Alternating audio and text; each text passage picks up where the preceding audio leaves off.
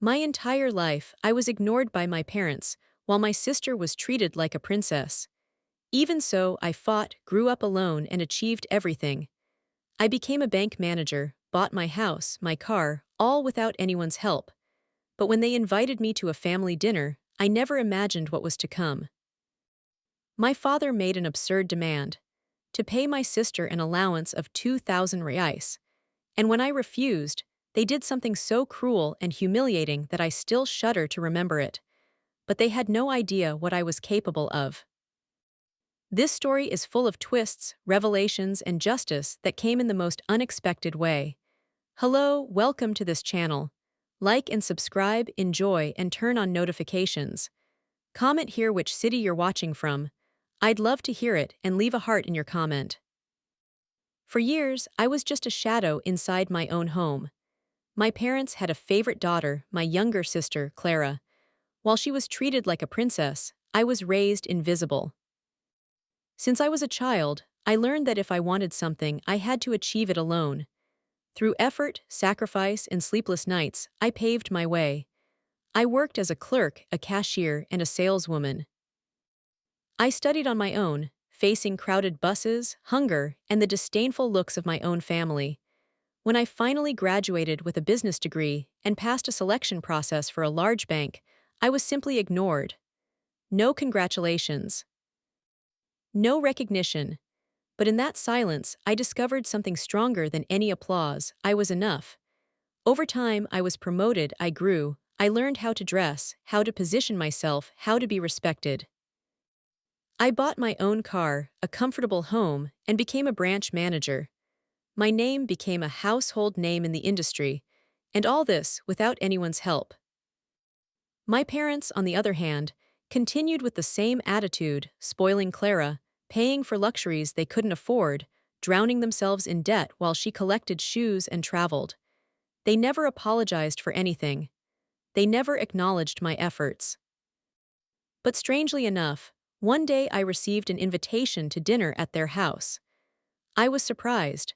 It was rare for me to be invited to something that didn't involve demands or emotional blackmail. Out of politeness, and perhaps a glimmer of foolish hope for reconciliation, I accepted.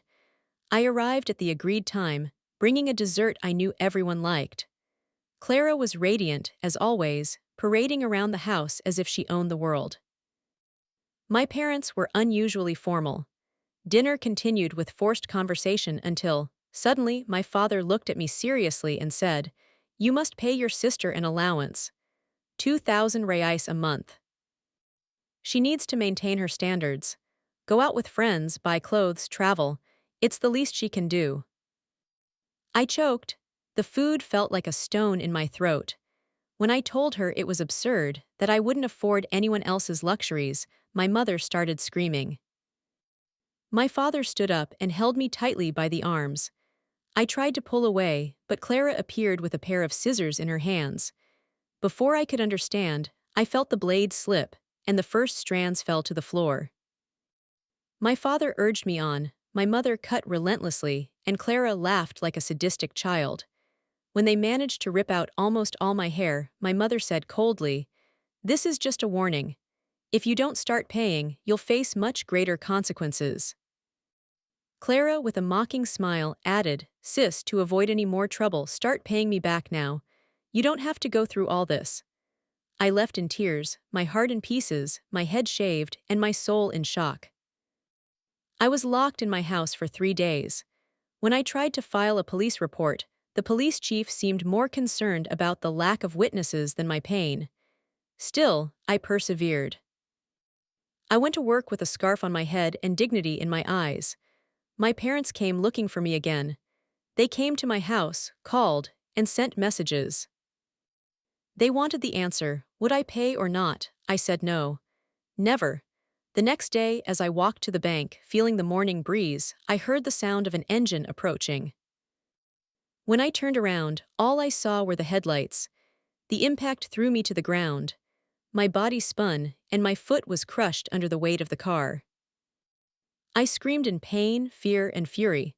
As I tried to drag myself away, I saw the car accelerate and flee. someone quickly stepped off the sidewalk and ran toward me. It was a stranger. He called 911 and tried to calm me down. On the ground beside me was a note soaked in blood and rain. I grabbed it with difficulty. It said, "If you don't obey, we'll make you lose your job." It was in that moment, with my leg destroyed and blood running through my fingers, that I understood this family wasn't just toxic. It was dangerous, and what they did to me would not go unpunished. Now they would know the price of every humiliation, every slight, every physical and emotional blow they inflicted on me. They thought I was weak, that because I was peaceful, I would never fight back. But what they ignored is that a strong woman isn't recognized by her smiles, but by her scars. And I was ready to show all of mine. The hospital was freezing, but nothing hurt more than the feeling of abandonment. While doctors and nurses rushed back and forth, I remained motionless, my foot immobilized, my face bruised, and my head covered by a makeshift scarf. No relatives showed up. No phone calls. My parents knew what they had done, knew exactly what they had caused, and showed not a shred of remorse. It wasn't just about money anymore. It was about control. They couldn't stand the fact that I had won alone, and even worse, that I could continue winning without them. The doctor gave me the diagnosis with surgical coldness, multiple metatarsal fractures, weeks without walking, months to return to normal. My first concern, the bank. I had fought so hard to achieve that position, and now this. A possible leave of absence, a reduction in pace, pitying looks from colleagues. I couldn't let that happen. I called my direct boss, Henrique, trying to sound firm even though my voice was shaking. It was an accident, I said, omitting the truth.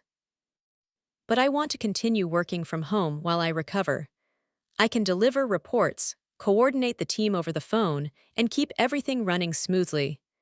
Henrique, surprised by my determination, agreed. He always knew my ethics, but inside, I felt like I was about to collapse. The physical pain was intense, but it was the emotional pain that consumed me completely. That night, as the morphine slowly eased me to sleep, I received a message. It was from Clara. "See what happens when you try to be better than your family. Think again next time." Kisses, sis. My stomach churned. That girl with her mocking tone reminded me of all the times I'd been silenced so she could shine. The birthdays my parents forgot about me but threw her a princess party. The report cards I brought with impeccable grades, while she barely passed the year and was still rewarded with expensive gifts. I had deluded myself into thinking that by moving away, by building my own life, all of this was over. But no, they hadn't accepted my freedom. They wanted to pull me back onto the leash. I stayed in the hospital for 3 days. On my last day, the social worker showed up with a suspicious look. She said the hospital had been forced to report it to the police because it was a hit-and-run accident with evidence of attempted murder. He showed me the police report filed by a third party, as I had arrived unconscious with a note in hand. A military police officer discreetly visited me and asked some basic questions. Once again, I didn't tell the whole truth. "Not yet. Do you have any idea who might have done this?" "No, I was distracted." I didn't see who was driving, but I knew. God, I knew. The car was my father's. The note was in my mother's handwriting, and Clara's message was the most shameless confession of all. I left the hospital in a wheelchair. A longtime friend, Sabrina, picked me up. Unlike my family, she never left me behind. She helped me adapt the house, prepared food, and put flowers in my living room. I, who had always been one to not bother anyone, finally allowed myself to accept help. Because now, I needed to be ready for what was to come. The following week, I continued working remotely, silently, as if nothing had happened. Meanwhile, I asked Sabrina to accompany me to a notary's office. I began recording everything: the assault during dinner, the mutilation of my hair, the attempted murder, my sister's message. I printed screenshots, saved receipts, and organized each piece of evidence into folders labeled with dates and times. I tracked down cameras on the street where I was hit. A convenience store had a camera that captured part of the avenue. I politely asked the owner, claiming I was the victim of the hit and run. He let me go, and there was my dad's car. The visible sign, the speed, the deliberate braking only at the moment of impact. My blood boiled. There was no longer any denying it, hiding it, or pretending it was all a coincidence. I had been hunted. That same week, I received another unexpected visitor. It was my mother. She appeared at my door, her expression so hypocritical it made me sick. In a soft voice, as if nothing had happened, she said, "We're sorry. We just want the family to be together again. But for that to happen, you need to cooperate. Clara needs help. She can't live without support. 2,000 reais a month won't kill you." I stared at her for long seconds. For the first time, I saw not a mother, but a woman capable of destroying her own daughter out of vanity. And then, I said calmly, "You have no idea what you've planted. But now, they're going to reap the harvest." My mother's visit was the last straw. It wasn't regret in her eyes, it was pure desperation disguised as manipulation. And worse, she still believed I could be broken. As if all the suffering they had caused me hadn't left its mark. As if they still saw me as that fragile young woman who had once begged for love in that house. But that aversion had died on the asphalt, along with my naivete. The next morning, with the evidence folder in hand, I went to the police station. I asked to speak to the officer in charge of the hit-and-run case. When I entered the room and opened my briefcase on the table, I felt something I hadn't experienced in a long time: control. I started by looking at the store's security camera footage. The license plate was visible, the moment of impact clear. Then I handed over the screenshots of Clara's message, the note I found on the floor, the medical report detailing the severity of the fractures. And finally, I showed the photos of my forcibly cut hair and the written account of everything that happened at dinner.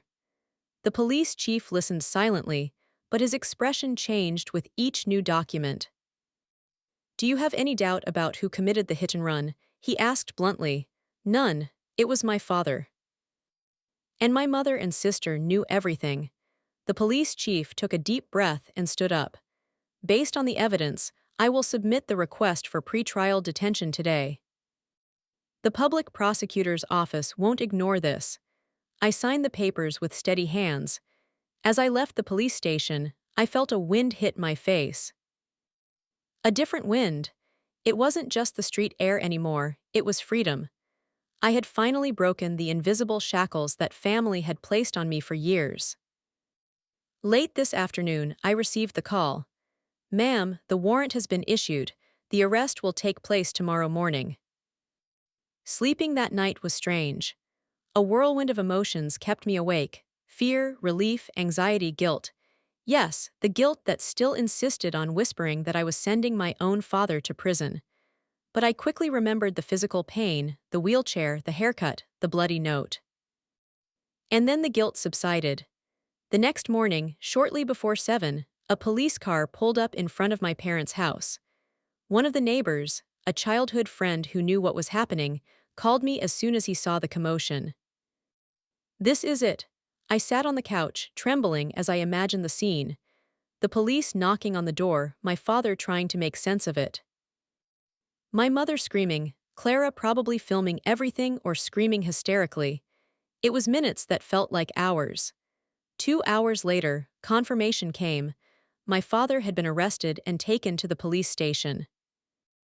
The image of him being escorted by police quickly circulated among acquaintances in the city. The scandal had begun. And, as I expected, messages from my mother and Clara began arriving. "Mom, you destroyed our family. It won't stay this way." "Clara, you've completely lost your mind." "You won't be able to take us down, you idiot." But I didn't want revenge for pleasure. I wanted justice. They'd crossed all boundaries. And now, they were beginning to taste the bitter taste of their own choices. At the bank, my colleagues began to notice that something big was happening. Henrique, my boss, called me in for a video call. "Are you okay? The whole town is talking about your father's arrest." I'm fine, I replied seriously. I can't give details, but everything will be clarified in due time. I just need to continue working normally. He nodded respectfully. He trusted me. Meanwhile, my father's defense attorney tried every possible way to overturn the arrest, claiming temporary insanity, an unintentional accident, or the victim's provocation.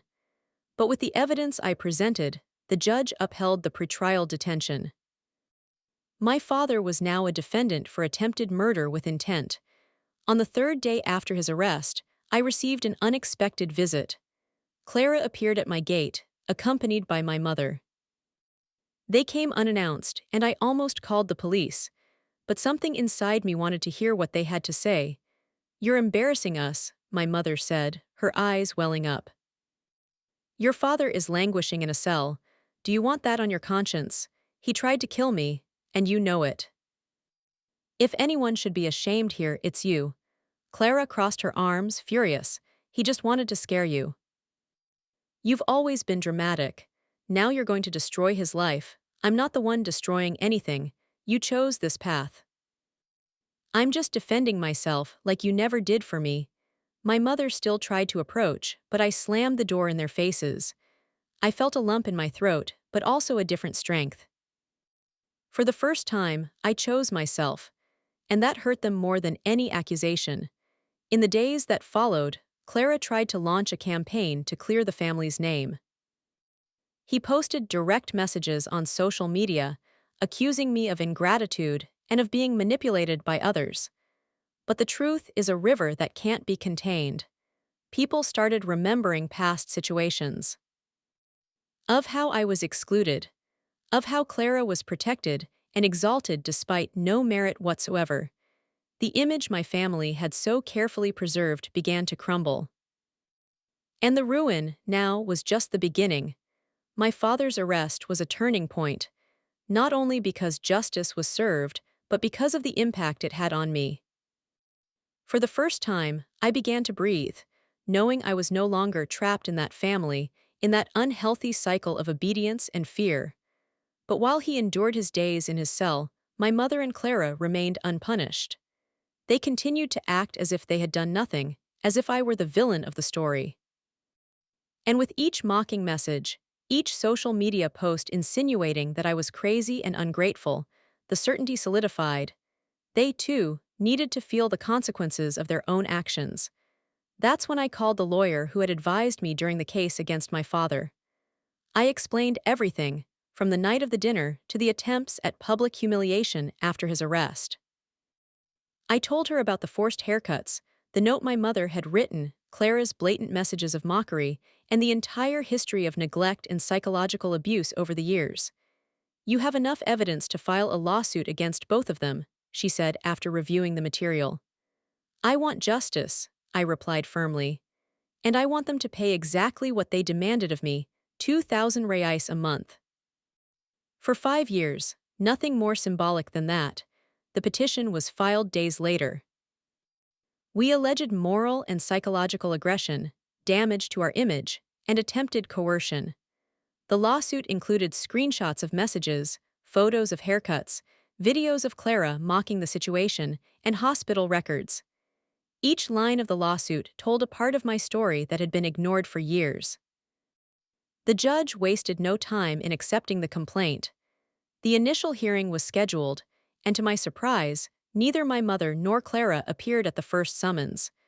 They claimed emotional instability and unfair persecution. But the judge didn't buy into the ruse. Given the volume and consistency of the evidence, he proceeded with the case, allowing me to be present virtually, as I was still wearing a walking boot and undergoing intensive physical therapy. At the next hearing, with the defendants required to be present, the two remained haughty and arrogant. Clara crossed her arms in boredom. My mother avoided looking at the camera. When the judge read the sentence, there was absolute silence.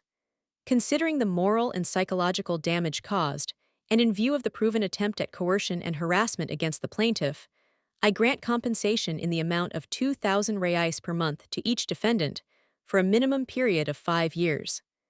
Failure to pay will result in a fine and possible additional sanctions. My heart raced. It wasn't about money, it was about justice. They wanted to extort 2,000 reais from me to feed Clara's whims, and now they would be forced to pay exactly that amount out of their own pockets, not for luxuries, but to make amends for the pain they caused me. At the end of the hearing, Clara exploded, and this is a circus. A farce. You ruined our lives over dinner. The judge ordered silence. My lawyer just smiled professionally and congratulated me on my courage. In the following days, the consequences began to take their toll. Her mother had to mortgage part of what remained of the house to secure the initial settlement payment. Clara sold an entire collection of designer shoes and handbags. They were both furious but helpless. For the first time in my life, I felt a sense of responsibility.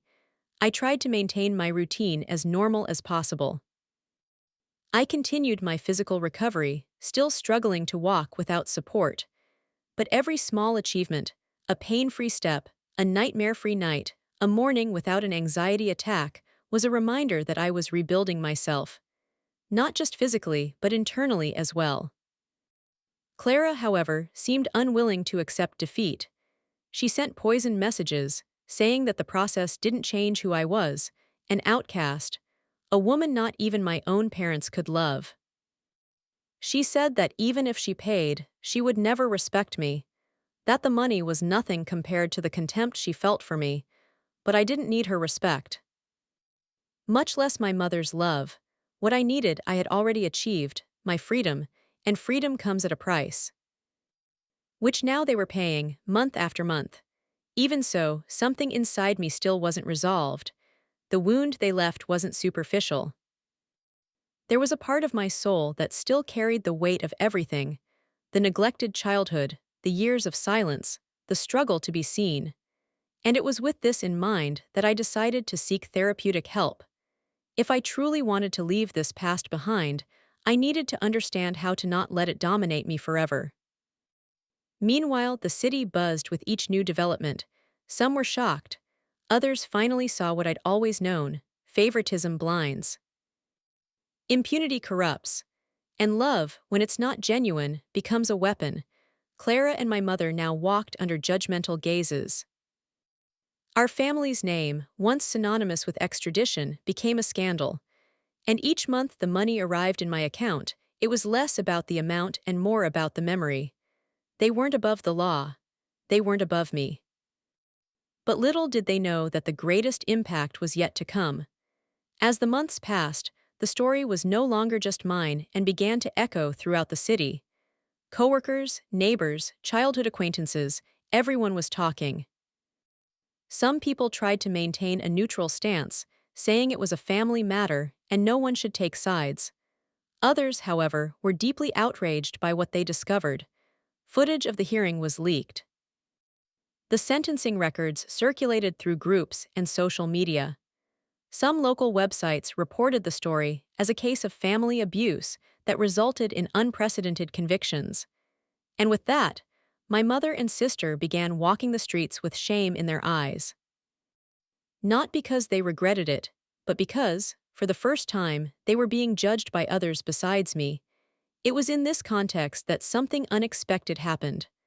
On a rainy Friday night, around 10 o'clock, my mother and Clara were returning home after a visit to a distant aunt's house.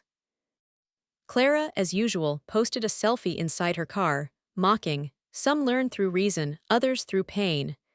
We remain beautiful, as always." The caption barely concealed the provocation. Less than an hour later, I received an anonymous call. The voice on the other end was female, determined but calm. "They understood what you felt now. Street justice has arrived. Don't worry, no one was hurt, they just humiliated me back." He hung up before I could respond. I felt a chill run down my spine. I opened the messaging app, and soon photos and videos started arriving. Two faces I knew very well, completely bald. Minutes later, the groups of residents were in an uproar. Some said Clara and my mother were surprised by two hooded women who waited for them on the deserted street near the house's gate. According to witnesses, the women acted quickly, cornered the two, tied their arms with tape, and without saying a word, began shaving their hair with handheld clippers. They drove away in silence, leaving the two terrified, screaming women in the middle of the street. Nothing was stolen, no one was hurt, just poetic justice. Clara, desperate, posted a video crying, "We were attacked. This is the fault of that ungrateful woman who claims to be our family. This is terrorism. Someone has to do something." My mother, humiliated, remained silent, perhaps because, deep down, she knew this was a mirror image of what had been done to me months before. The world simply returned, without extreme violence, without weapons, exactly the humiliation they forced me to endure. I received dozens of messages that night. Some congratulated me, thinking I had planned the whole thing. Others asked me to deny any involvement, but I just answered truthfully, I didn't know, and I didn't have to do anything. What they experienced was a reflection of what they had caused. Of course, the next day, they both filed a police report. They said they had been victims of a vicious attack and were being persecuted by haters and vigilantes. But the police, lacking clear images or concrete evidence of the perpetrators, were unable to make any progress in the investigation. The city, for its part, had already passed judgment, and the verdict was clear: what goes around comes around. My mother started wearing a cap. Clara wore a headscarf. Neither of them left the house during the day anymore. The stares in supermarkets, pharmacies, and beauty salons were all heavy. The isolation they'd once imposed on me was now theirs. And ironically, while they dealt with the embarrassment, they still had to transfer the court-ordered compensation every month. 2,000 reais per person, month after month. In my house, the atmosphere was different. I had already returned to in-person work, even though I still had limited walking. Each step was a victory. My self-esteem was slowly rebuilding. I got my haircut back, started dressing the way I wanted again, made new friends, and surrounded myself with people who admired me for who I was, not for what they could take from me. Although I didn't agree with the way the mob justice system acted, a part of me understood the symbolic meaning of that act. Shaving my mother and Clara's heads wasn't just revenge. It was exposing what they had done to me, laid bare for all to see. It was as if the universe were saying, "You will feel it." Even so, I maintained my stance. I didn't post anything, I didn't provoke, I didn't comment on what happened. I chose to remain silent, letting the world watch the masks that for years had hidden my family's true colors fall away. But there was one last truth they didn't yet know. Something I'd been waiting for the right moment, and that moment was about to arrive. Silence became my greatest ally. While my mother and Clara wandered the streets with shaved heads, ashamed and cornered by the consequences, I walked in peace, without needing to raise my voice. The city already spoke for me. Justice had already acted, and fate, with its relentless precision, was merely completing what they themselves had begun. But there was one last card up their sleeve. Something I'd been keeping secret, waiting for the right moment. Because justice is good, but justice with purpose is even better. 2 months before it all happened, before the dinner, before the scissors, the ticket, and the run over, I was approached by a financial technology company interested in opening a new branch in my city. They were considering high-performing bank managers to lead the operation. My name came up at the top of the list. I participated in confidential interviews, submitted performance reports, and coordinated simulations.